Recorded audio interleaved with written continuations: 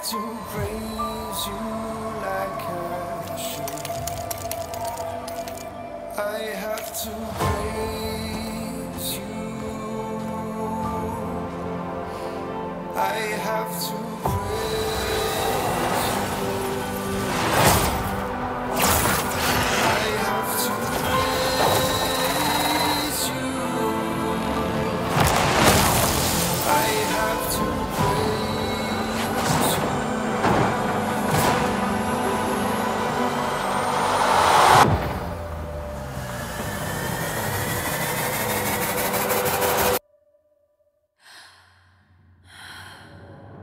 Well, hello everyone, and thank you for joining MetaverseXpress Full Stop, where we hit the brakes to discuss hot topics in the metaverse. Joining me all the way from Australia is a very special guest, Kieran Warwick, the co-founder of much anticipated and talked about open world blockchain game Illuvium. Kieran, I know you are a busy builder, so we're just so grateful to have your time and attention tonight. Well, my night, your day. Welcome to the show. Thank you so much, Mona. I really appreciate you having me on the show. Of course, it's our pleasure. You know, I do want to take a second here to reiterate to our viewers what's really happening here, because, and what really stands out in Web3 is like this right here. The accessibility of a Web3 founder like Kieran, who's in Australia, I'm in Florida, but willing to have these types of conversations with me, with the community, and you're very involved and active. You have these very same conversations in Discord with your people.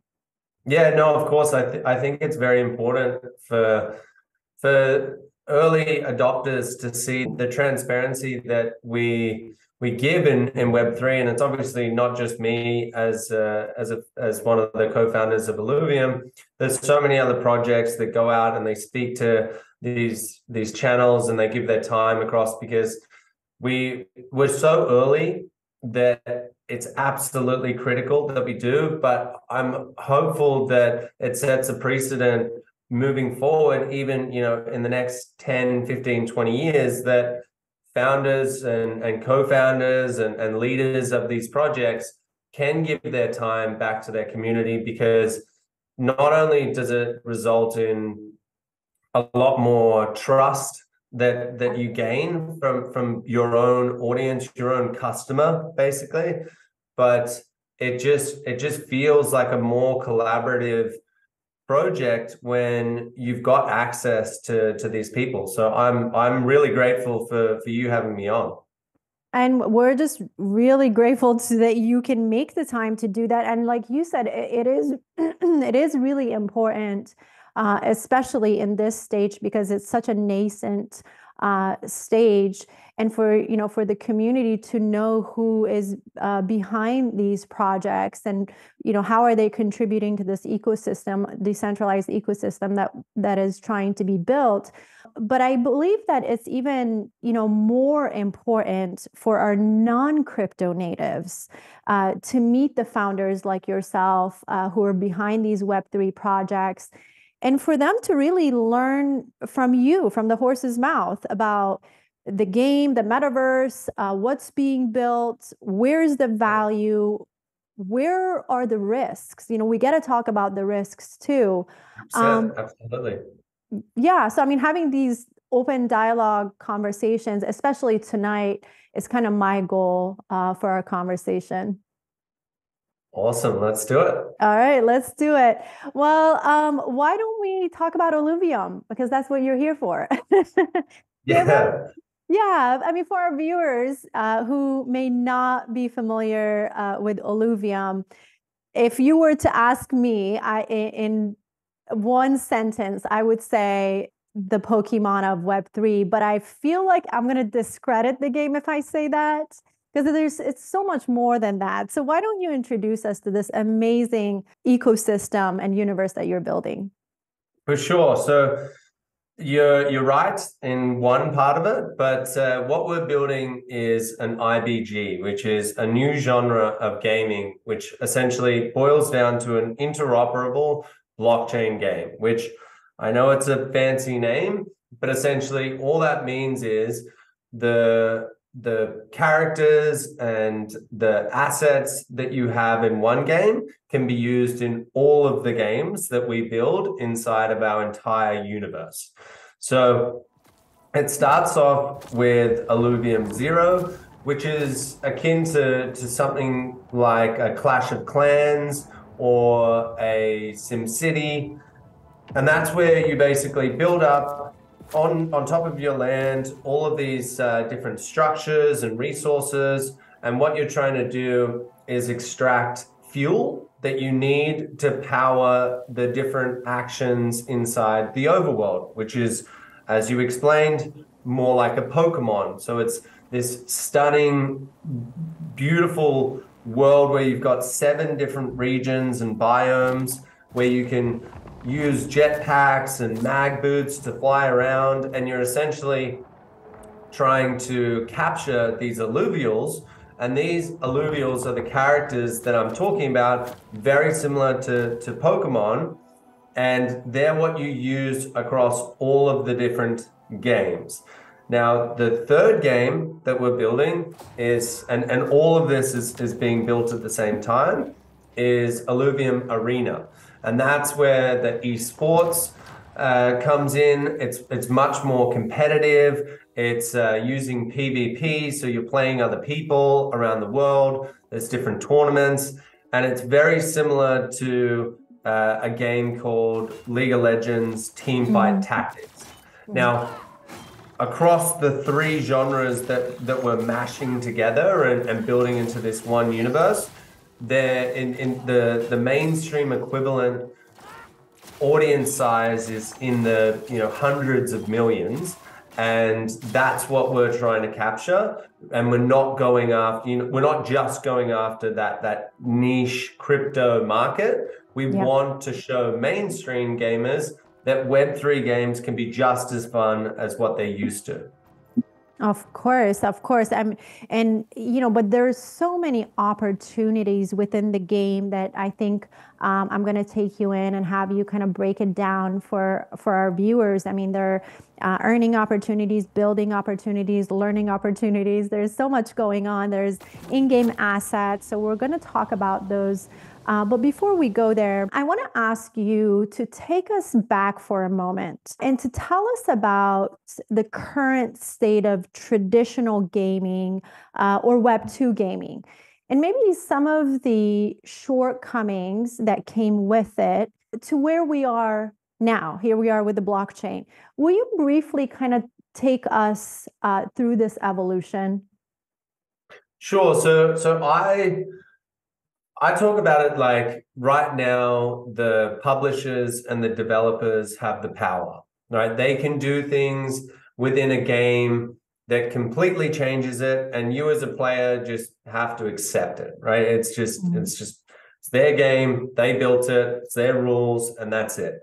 So there's 2 main things that are different between a Web 2 and a Web 3 game. The first one is Web3 games are decentralized. So in our case, we can't make any game changes or we give the ability for players to introduce things and propose things like new characters or balancing of characters, because so many times in games, you're like, well, that character is just way too overpowered, and there's no way to fix it, right? And you have people complaining on forums and stuff. In our case, all someone needs to do is write a proposal, and if our council, which is voted in by our community of 1.5 million people, if they deem it as a good thing for the protocol, the game, it's implemented, and that will be balanced out. And that's never been done before in gaming history, where the power goes back to the players.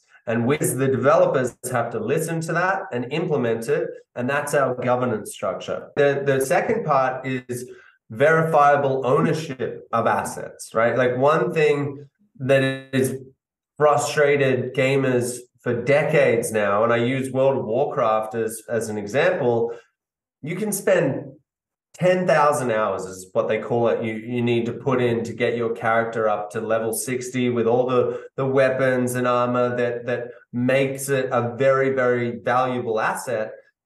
But it's owned by the developer. It's owned by the publisher. And so you as a player, even though there are other people that are willing to just go, I don't want to grind the 10,000 hours, or I don't have 10,000 hours. However, I would like to experience what it's like to be at the top of this game. There's no way for you to be able to do it. And so you get things like, there's all these myths about, blockchain and crypto being like black market stuff. Gamers have been selling accounts on eBay and literally meeting up on street corners to sell their characters in these games, because they might be over the game now. They've played it for 5 or 6 years and they just want to get some value back for their time. But the developer says, no, we're not going to allow that. That's our account, that's our character, that's our time. And we think that's wrong. And so we're changing that paradigm and saying, not only do we give you ownership of your characters, true ownership, and true ownership of your accounts, we literally give you a place to sell it. As in, we have made a marketplace for you to go onto and say, okay, I've finished playing Illuvium Overworld now. It's been 4 or 5 years. I've built up this amazing deck of characters. Now I'm going to go and sell them. You might not be able to make as much money as what you put in, but you can at least extract some value for your time that you put in. And they're the two main differences. Well said, well said. The blockchain and this play to earn model was introduced during COVID, when Axie created an economy where people who were not even gamers, but they were struggling, I think it was, in the Philippines, came and played the game and earned income, right? And they were supporting their families by just simply playing the game. But since then, the narrative has changed, and now we're building more of a play and own economy, allowing for more Web3 based interactive experiences. Talk to our hundreds of millions of non-crypto natives who are out there who've never played a game about this blockchain opportunity that is out for them as well. Yes, so look, what Axie built was never going to be sustainable in the long run. And we saw that late last year, where things started to, the way that the economy was set up with breeding, it allowed the assets to continually be created over and over and over and over again. So that earning opportunity was lessening over time as those assets grew. And then they realized and they started, thinking, okay, we need to rethink our economy and how our game works, and we need to make it based on fun, right? Like that's the paramount thing here. And the ancillary benefit to blockchain gaming is that you can earn. And so that's what we've tried to do with our game and our ecosystem. It's all about keeping those assets valuable, but you may be able to, it's going to be such a weird concept for someone to think about it. But imagine you're playing Pokemon Go, for example, right? And we had some crazy people that were like, hanging off bridges and jumping into water and stuff like that, trying to capture these rare Pokemon that, had really, really good stats and whatever. If you got one of those, imagine if there was a marketplace where you could literally then just go and sell it for money, real money. Now, in the example of Axie Infinity, it got so crazy that storekeepers, right, people who were, your local shops that were selling clothes and food, they were taking the SLP token, which is the native token to Axie Infinity. And so not only could you go onto a marketplace, you could literally go and buy your lunch with this token, right? And that is the mind-blowing thing, but you have to make sure that it's sustainable, and you need people to, if more people are taking money out than are putting into the economy, it's not going to last, right? It's not sustainable. Now, the only way to counter that is for people to accept that part of the value is the fun that they got out of it, right? So that's what we're doing a little bit differently. And we obviously have a whole bunch of other mechanics. And so ours, instead of it being, let's just breed, and more of these same assets exist, it's more about making them rarer and rarer and rarer. And then on top of that, we hit a stage where we bring out a whole new set of alluvials, which again, think of it like Pokemon, and you can never capture those in the first set ever again, right? So keep playing, right? You keep playing. Now you want to get set 2. When set 2 comes out, that was something that an alluvial that everyone thought, oh, it's not going to be the best. It's not that powerful. So not that many people chose to capture it. That might be the key to building a really, really strong composition in set 2. And so then all of a sudden, everyone who had that asset, it becomes way more valuable, because you've got all the set 2 players that are like, oh my God, I need to buy it off the Illuvidex, which is our marketplace. And so we do all of these little tricky things to make sure that the assets stay valuable over a 10, 15, 20-year time. That's so important, because as you were talking, I was thinking, Web3 games as a product is not sticky, because if I can, sell all my assets and liquidate and leave, you have to keep people interested long term, right? So the value really comes in the development and the gameplay and how fun it is. And that's so important to keep people in. You got to remember there's 3.5 billion gamers out there that have never earned anything from gaming. Why are they staying? Like, why do the people in World of Warcraft stay playing that game for 20 years straight? Why are people still playing Mario? Why are people still playing, Zelda? All of these franchises that have been built, it's been built on fun. The cool thing now is, it has to be, right? That has to be the key component. The cool thing now is we're saying we're going to build something just as fun as those games that you've gotten used to, except you might be able to earn on top of that. And that's it. That's the key recipe here that is the difference between the Web 2 and Web 3 space. We haven't had any fun games come out yet, and that's why gamers haven't jumped across yet, like real gamers. Yeah, I mean, absolutely. You're right. The gameplay, the fun, but let's not forget the most important thing that people want to see and want to be a part of is the community. People love being part of this community, now this Web3 community, and community and governance, and this concept of a DAO is very attractive and a really cool concept. Can you explain to our viewers what is a DAO and how it plays out in an Illuvium? Sure. So it's a decentralized autonomous organization. Essentially, it's an organization that runs through, ideally in the larger DAOs, through millions of people that are all contributing to a project. Or we don't call it a business or a company, because it's not. It's literally an organization, right? That can be, in our case, we've got people spread across like 80 different countries in the world that are all in this community. They are contributing. They can do so via governance proposals.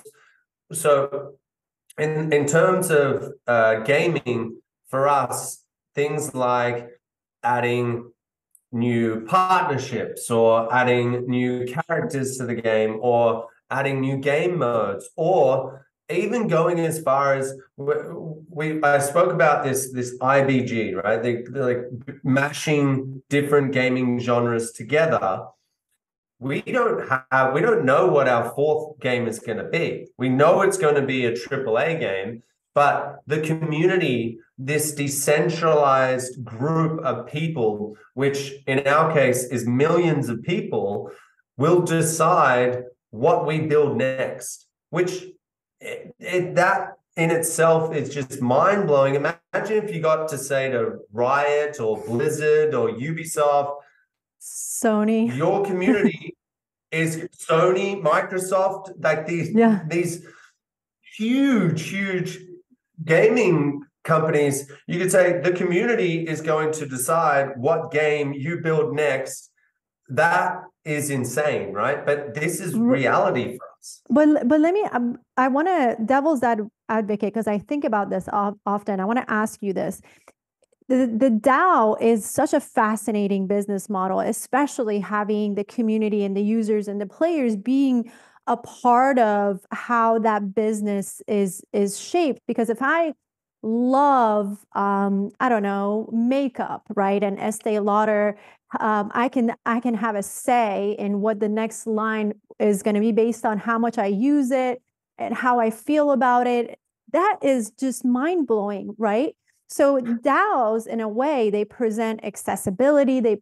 There's a level of transparency that needs to happen. There's lots of community building in a DAO, but it can also be a blessing and a curse, I feel like, right? Because in my perspective, depending, I guess, on the structure of the DAO and the tokenomics, because we do need to mention that there's a token attached to a DAO, it can present risks, right? Because there's a token, and you can completely tell me I'm nuts, but I feel like because there's a token attached to it, sometimes I question, is it really decentralized when, you know, only a few people, whales, can hold the majority of that token? So then essentially they become the decision makers. So is it then really decentralized? So in our case, so you've hit the nail on the head. If there's not mechanisms put in place to ensure that it can be as decentralized as possible, in our case, we use quadratic voting, right? Which basically means that you're minimizing the amount. Even though I hold the most Illuvium token out there, my ability to change governance decisions is diluted massively by this quadratic voting. And so we've seen like the team in Illuvium holds around about 15% of the tokens. The seed investors and the pre-seed investors also hold 15% of the tokens. That's 30%. Right now, the first decision or one of the most impactful proposals that was ever put through in Illuvium was that the team and the seed investors, essentially, you know, the VCs, the bad guys, were not allowed to farm more of the token, right? We had our tokens locked, and in our white paper, in our tokenomics, it was just something that we missed. And we had pretty robust tokenomics. Like we spent a long time on them, but it was something that we missed, and it was going to be something that really affected the distribution of our token in the long run. And we had a single guy that was in the community. And this is why I say, like, it gives me goosebumps when I go back and I think about this. He was willing, he saw it. It was a massive gap where essentially if we were able to, if that 30% was able to farm the token, which is yield farming, which is a whole other thing that we can get into, but essentially be able to stake the token to gain more of the token. If that was allowed in that first period while our tokens were locked, it would have been disastrous, right? Absolutely. But one guy, literally one community member who no one knew, he wasn't even that active, he saw this gap in the tokenomics and he wrote a proposal and he said, I don't think this is right. I think they've missed it. And literally this came out of nowhere and we were just about to launch our staking program. And I was like, oh my God, you're 100% right. Like we could not do that. Like not even and again, severely affects my ability to accumulate the token personally, but I'm thinking long-term. Like it's not about, I've got plenty of it. It was more like if seed investors and these VCs get more and more and more and more, when it comes to other voting decisions, it gets less and less decentralized. And to prove how that quadratic voting works, it passed, right? The community won. The community said, and it was like it was literally like something like all five of the council members that were voted in at the time agreed this needs to change and we need to lock out the team and the VCs from doing it. It's just a missed thing that we didn't, as the Illuvium team, see. And so now VCs are VCs, right? They say that we put our money in based on the fact that we were able to do that. And it didn't matter. The community was stronger. And it just really demonstrated decentralization from like the very first moments of Illuvium. So, I mean, how you structure it is really the answer here. Correct. Definitely. Now, I also want to ask you, when it comes to the community and the decisions that pertain to, say, development, if the governance power in development, right, rests with investors and not with the devs or the gamers, is there a risk there in the quality of the game or the value of the game? Does that make sense? Absolutely. Absolutely. So, and that this is one where it's a little bit weird, right? The gamers right now that we have, I don't think are gamers. Now, I say that with I say that with a grain of salt, right? Like take it with a grain of salt. I mean, because yes, a lot of them game. I'm a gamer myself. I've obviously been gaming for 20 plus years, pretty much all my life. But the last 10 years, you would definitely call me more of an entrepreneur / investor type person. Now that's these early adopters in crypto are those people. The people that have learned to go and buy the ILV token because that gives them governance. Yes, they want a game, but they're not your guy who's like, I don't care about token. All I care about is playing a fun game. Those people, those girls and guys are coming, but they're not here yet. Now, we have this interesting situation where the VCs, when we decide to add additional scope, because when we first started, it was literally just going to be the overworld and arena. Then we decided, let's do this real world economy, which is Illuvium 0. And that added so much additional scope. And there's been so many other little things that have added additional scope. It's been the VCs, like the actual pre-seed and seed investors who go, we get that. Right? We have a long-term vision. What we struggle with sometimes is the gamers in our community that are really those investors that are like, stop delaying it. We want, we care about the token price going up. And it's been really difficult because they do have more of a say than the VCs, than the team. And so it's been this education process that we've had to go through to say like, You just need to trust us when we say, yes, it's going to be a little bit longer. Yes, you need to hold on. And I get people have, you know, their own situations and financial stuff that they need to deal with.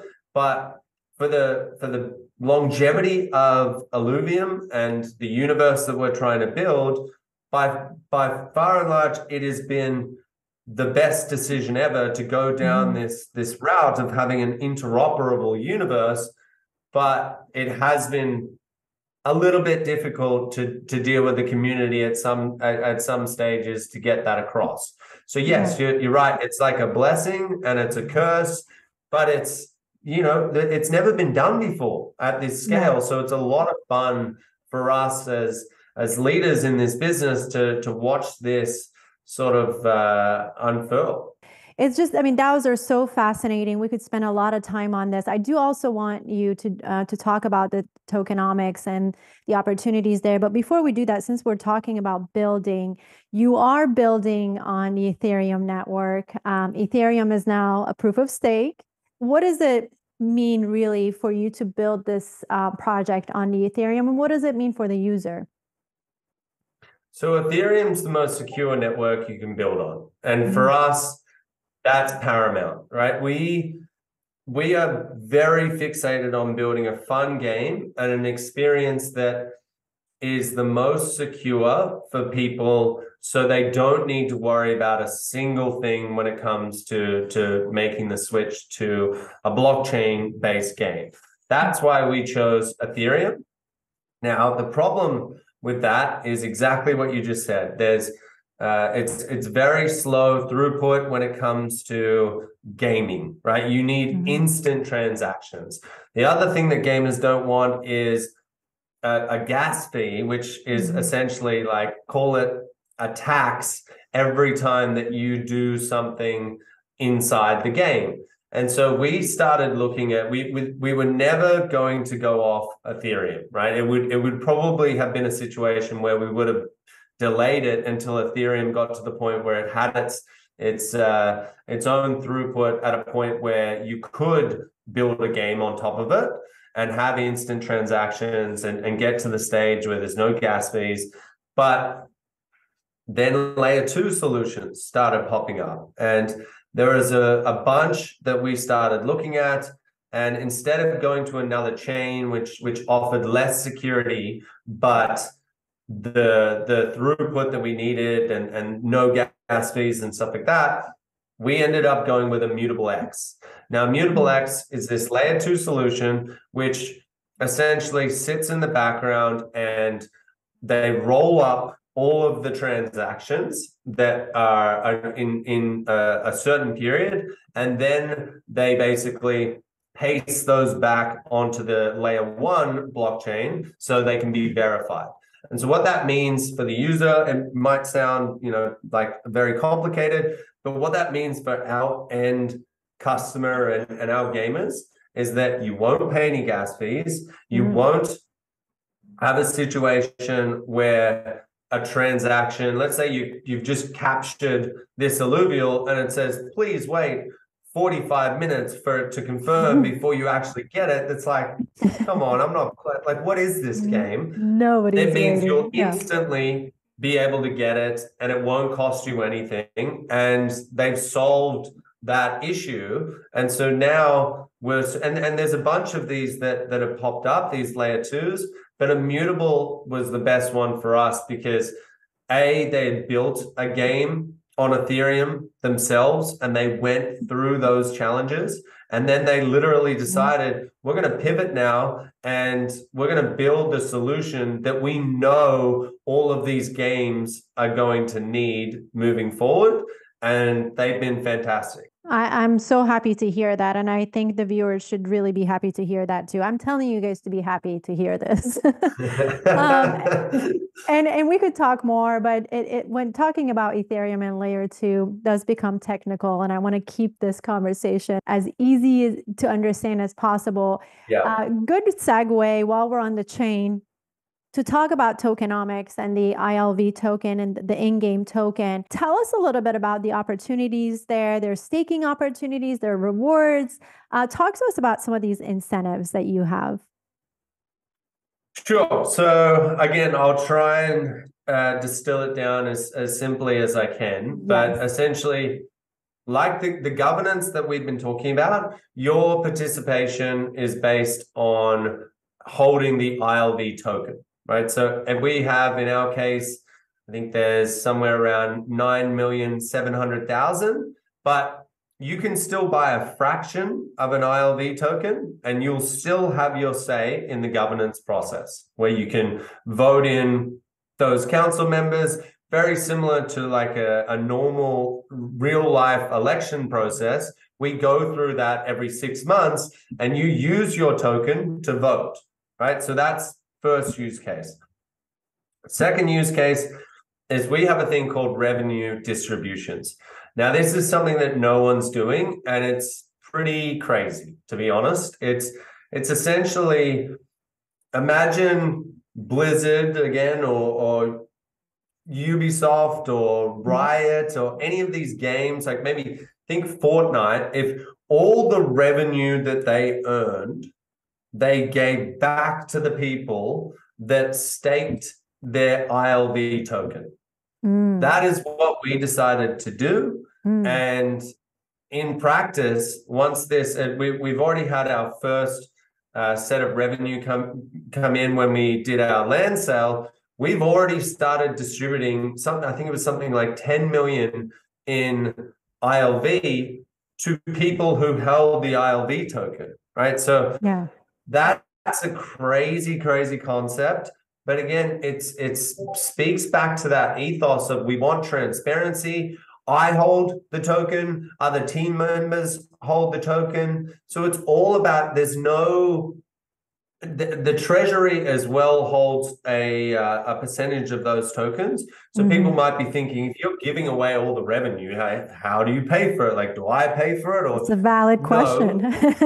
It definitely is, and it gets asked so often that I can preempt it. I knew you were going to go there anyways, because that was going to be my question.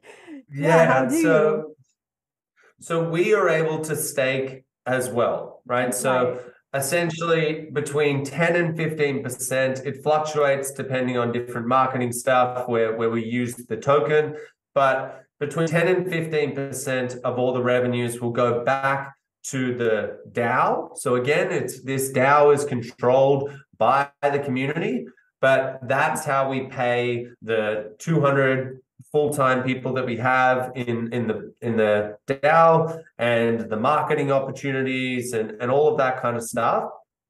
But the rest of it is literally sent back to the people. I think most common company structures are going to move towards this, because once it's demonstrated at large scale that you can build a company where you say to people, if you invest in us now and hold this token, forever you're going to get the revenue from it. Yeah, residuals and revenue from it.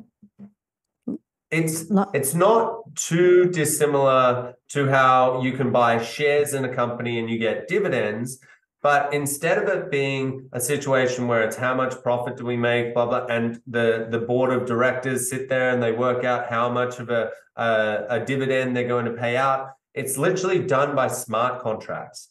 And so there is no intermediary that decides how much revenue is or dividends is sent out to the shareholders. It's literally done by a contract, and it's an immutable contract that cannot be changed. And so that is a concept which I think will be utilized by companies across entire industries. And so that's our second use case. The third is staking. So you can, which again, I don't want to get confused people too much, but essentially you can take your governance token, which you use to vote with, and you can put it into a contract and you will get rewarded for staking it. And In our case, that you can stake for a minimum of a month and a maximum of 12 months. The longer you stake, the more rewards you're going to get. And we portioned off 3 million, which is 30% of the total supply, to that staking program. And it's designed, again, to really incentivize and reward the community for getting involved. So they're the 3 use cases. I will bring up a sensitive topic on regulations because we have earnings happening, we have trading going on. We have a lot of that stuff that people are going to want to know what kind of structure is around this. But before we talk regulations, and by the way, this is the first time ever I am talking to a founder about regulations. So I am really eager to hear your perspective. But I want the people to understand the in-game NFTs and in-game assets in Illuvium real quick too, if we can just brush on that, because frankly, non-crypto natives here in the physical world have a very bad taste in their mouth when it comes to NFTs, and their perception of NFTs is really art and PFPs that were pumped and dumped. But in-game assets are very different, right? Talk about the use cases and why they're important. Absolutely. So firstly, I don't blame your viewers and your listeners for thinking that NFTs are just pump and dumps. They have no use cases. It's literally just in some crazy cases, it's such remedial basic art. And it's literally all based on the scarcity that there are enough crazy crypto people out there that want to buy this stuff, that the value keeps on going up and up and up. But if you're an outsider looking in, you're like, that is a pixelated 2D image that is going for $1 million. I'm sorry, like I live in the real world, not your fantasy world. So right. I don't blame them. That's number one. But in our case, I'll go back to, one of the really, really good use cases of NFTs is in-game assets. That's why gaming got so much attention. But the other thing the other reason why the outside, and again, I do not blame them, they think that NFTs are a joke, is because the games that have NFTs out right now are games that we were playing back 20 years ago. The art level of some of these assets is like, what, you guys are playing games back in time. Like, we're not doing that. We're like, you can sit there and earn and do all that stuff, lovely jargon that you put out into the world. But again, we're playing Zelda, the new version, which has AAA graphics. We're playing Fortnite, which has amazing gaming mechanics. You guys are playing a 2D TCG game, which could be built in 6 months. You know what I mean? Like, that's not GTA, which takes 7 years to build, right? But the minute that you do get a game, and the problem is, as you mentioned, these games take a long time to build. The minute that you see, and it's not just Illuvium, there are many, many, many projects now that are building these games that are taking a lot of time to build. Once the consumer sees NFTs like we have in the background there, you can see the detail that we've gone to. There's literally 90 artists alone that touch those assets to be able to create them. That's what they're used to, except you get to own them, right? So the example of Pokemon, you're going out there in the world, you capture them all. So you've got all 150. And instead of you going, well, game's done, I paid my $100 and that's the end of it, someone will come along and go, I want to use those 150 to battle, so you can go and sell them now. So the negative connotation that NFTs have is fully acceptable in my eyes. Like I share the exact same thoughts. I'm like, I wouldn't play those games, and I don't play those games. But the minute I can play a first-person shooter that is amazing, where I can own my armor and weapons and stuff like that as I grind through the game, or a real-time strategy game like a Sim City or something like that, or like a Command and Conquer, then I'm in.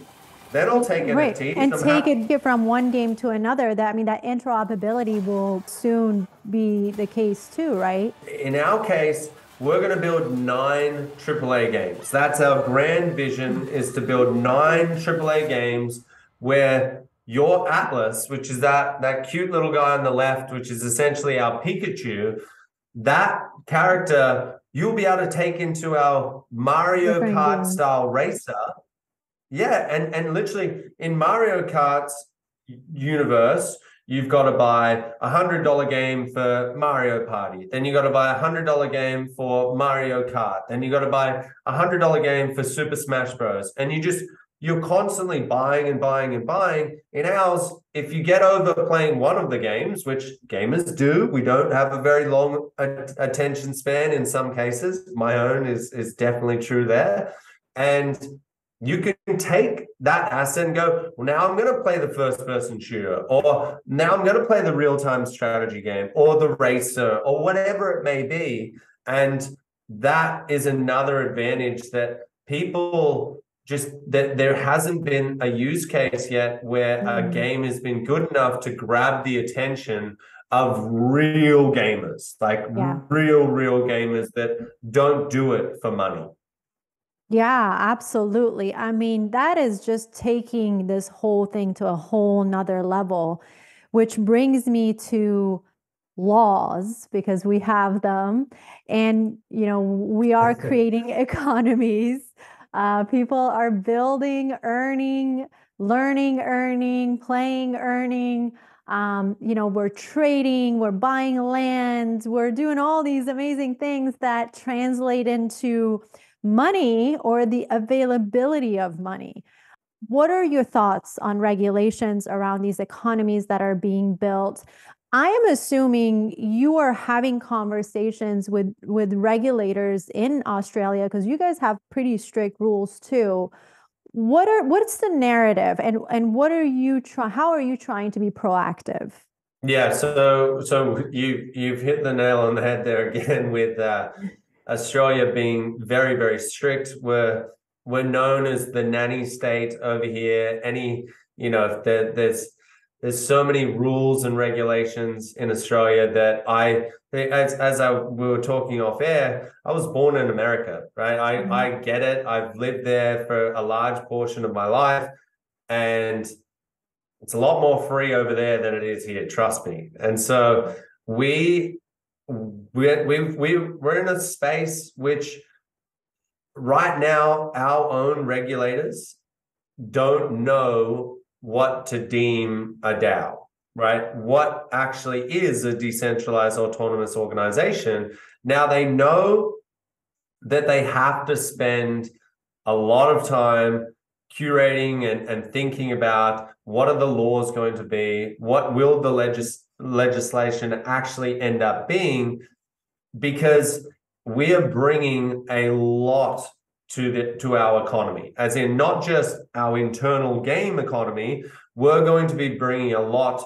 to the Australian economy. And it's not just us. Again, there's probably 250 DAOs that I know about that have just come out of Australia alone, and we're one of the largest. And so we've been speaking to the Treasury one-on-one. We literally were in a meeting with the Treasury of Australia, and they asked us, give us, completely off the record, we're not going to hold you to it or anything like that. We just need to understand what you guys are building and how it's going to stimulate our economy and how we are going to actually build the legislation and the rules. And so we've done everything that we can from day one to ensure that we are talking to the right people. We've spent millions of dollars on lawyers to make sure that we're speaking to the right people, from the taxation department to the Treasury department to other government bodies. And essentially right now the answers from Australia are, we don't know yet. right? So as long as you're doing everything that you can to protect your users, and we just recently got a legal opinion to say that we are not deemed a security, and we have a little bit of an advantage than just say like a DeFi DAO, which is a decentralized finance application, which they're flying a lot closer to the sun when you think about, we're trying to create entertainment and fun, whereas they're trying to compete with the banking system, right? It's very, very different. Big difference, yeah. Big difference. And so we've just recently had a legal opinion from not only Australia, but one of the largest organizations in the US to say that we're not a security, right? Based on the fact that we're a game that is providing that entertainment and fun factor. And yes, there is an in-game economy. It's not the first in-game economy that's ever happened in terms of gaming. This has been going, there are other games out there that use a similar mechanic, not utilizing the blockchain, where it's actually more transparent and you can actually regulate and tax every single interaction that happens on the blockchain. And so it's going to happen. It's going to move to this model, and Australia realizes that, and the government is taking a proactive step, but at the same time, they're letting us know this is still going to be a long process for us to be able to figure out what it actually is. So as long as we stay true to whatever rules and laws are put in place, and we don't try and skirt around them and try and do things that are nefarious and whatever, then I think we'll be okay, right? And they're certainly telling us that now. Do you see a future where, let's say, if I'm buying land in multiple games or metaverses and I'm accumulating assets, and now I've earned an income over, I don't know, an X amount, let's say $10,000.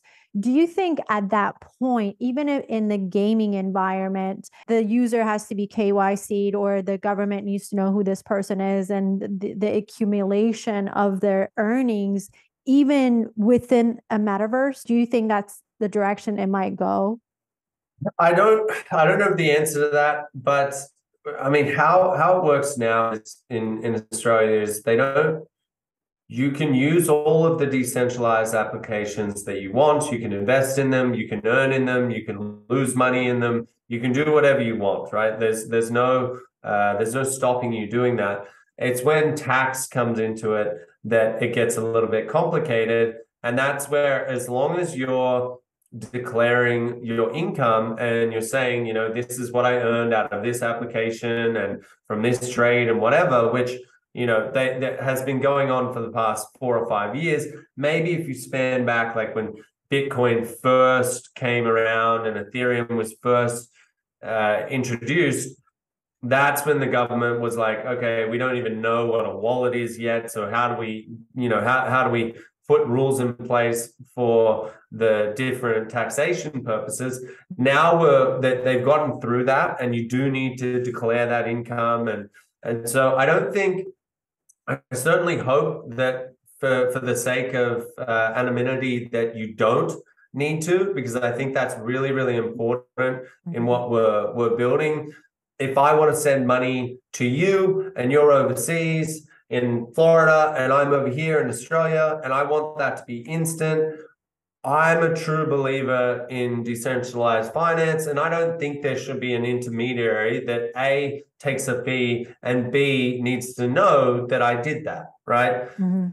At the same time, there's also, things like black markets and terrorism and stuff. And so it does get a little bit tricky, and I'm definitely not, an expert on this subject to be talking about that. I just know, bring it back to gaming in our case, that we've been doing absolutely everything that we can. And we certainly don't want to have to get to a stage where we're KYCing all of our customers. Yeah. And it's a process that is going to be a big hurdle. But if we did have to, if that was a rule, a law that was put in place, we would absolutely adhere to that. Because again, we're not out here trying to bypass laws and stuff like that. We're trying to be as transparent and legitimate as possible and just build fun, entertaining games for the people. That is it. That's the priority. I'm so glad we hit this topic, because I think people have a lot of questions, and there's really a lot of just unknown, to be honest, but it's just good to know where you and Illuvium stands on this topic. Are there any tools that you and your team are building, or any collaborations with other projects that would make onboarding somewhat safe, seamless, and maybe even educational for the masses as they start to learn and onboard your game? So we're building a non-custodial wallet solution, which again is going to sound like absolute gibberish to a lot of people, but it's essentially a wallet that we will hold for you, where internally, and yes, it is done centrally, you can go around and you can capture your alluvials and your armor, and you can build and you can harvest your plants and do all of the interactions that you would normally do in a game. And where you go to your inventory, for example, in a normal game, right? Like you're playing Zelda, you open up your inventory and you've got all these weapons and armor and stuff that you can put onto Link.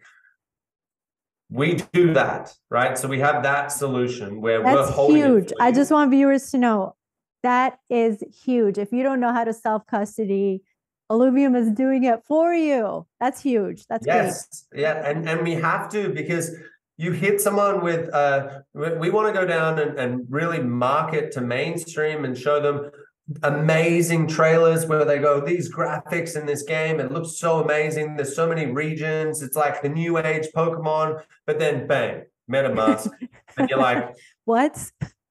No, hey, this is a scam now. I knew it. Too good to be true. We don't want that, right? Because it isn't. And so it's all underneath the hood. And when you're ready, and we will do little educational prompts, you might see something in Discord, or you might see a Medium article, or listening to something like we're doing now, and you go, oh, I can own these assets myself, and then not only that, there's this marketplace that they created where I can go and sell these items potentially. How do I do that? In our case, you click one button and you migrate, and we create that wallet for you, and then you are a crypto user now, and you didn't even know it wasn't scary, and all of a sudden, and that's what excites me, because we have the ability. I'm excited. That's very exciting. Yeah, definitely. Yeah, we have the ability to onboard hundreds of millions of people that just love playing video games, right? Like that's the simplest concept possible. Try and sell someone on a DeFi application. It's like you're there for 3 hours and they're like, sorry, I'm just going back to my bank so I can use my credit card, right? Like it's just, yeah, I know that works, right? But once people realize that they have a wallet and they go and sell that asset, and then it's like, okay, now I have a little bit of Ethereum in my wallet. What is that, right? Like, let's look that up. And you can then transfer that to an exchange and then convert it. And then you're like, okay, I now have US dollars sitting in this application that's very similar to like a PayPal. Now, people, when PayPal first came out, it was like, what?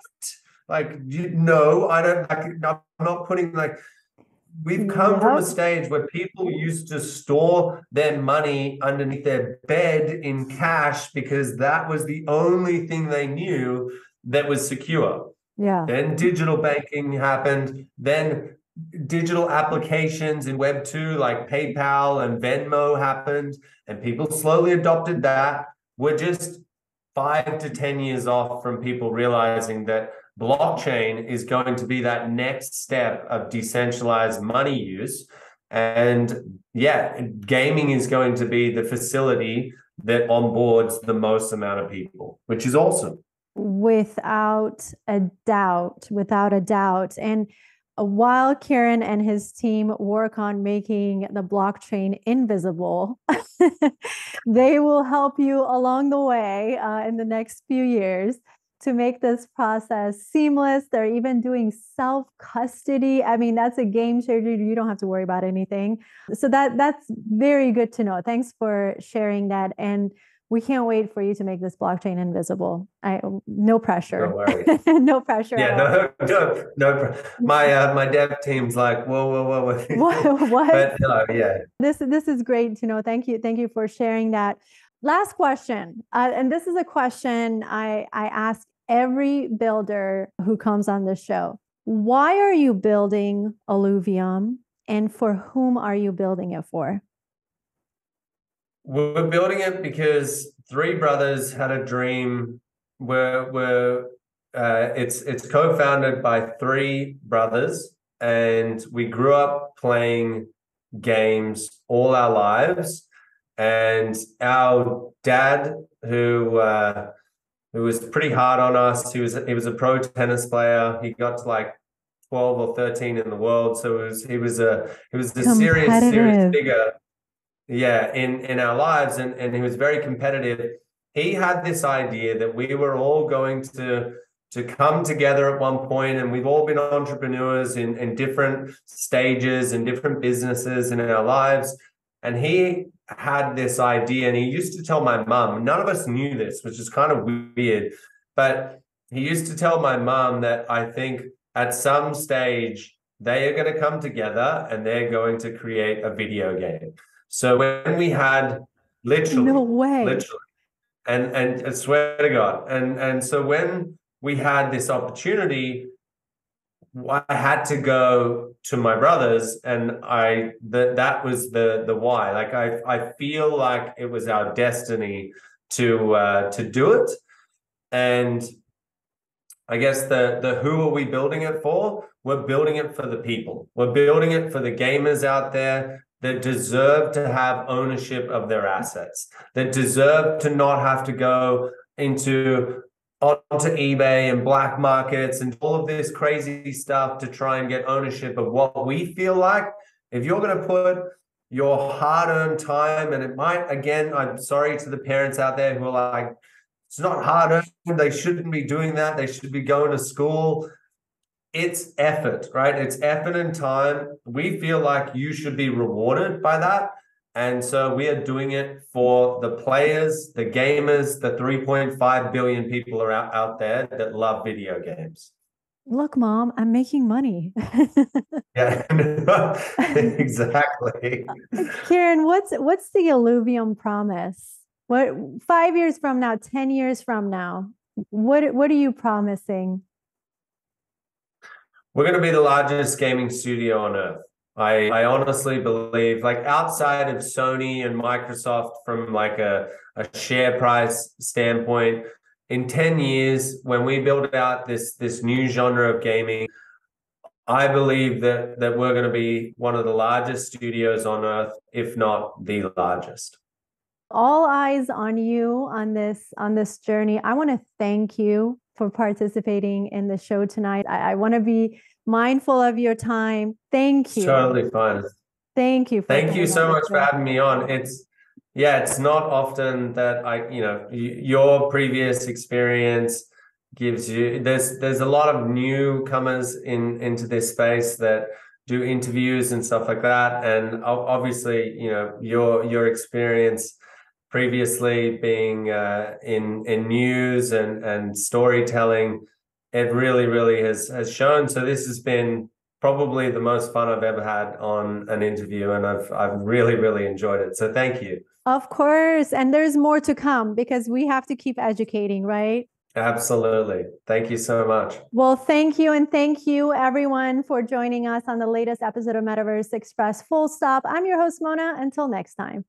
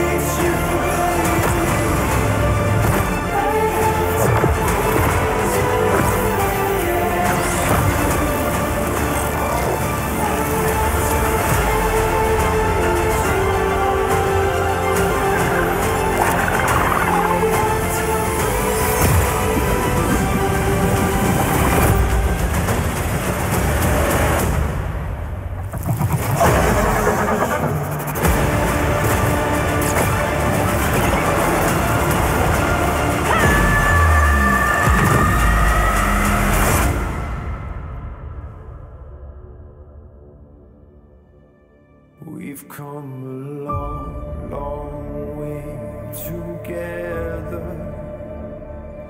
Through the hard times and the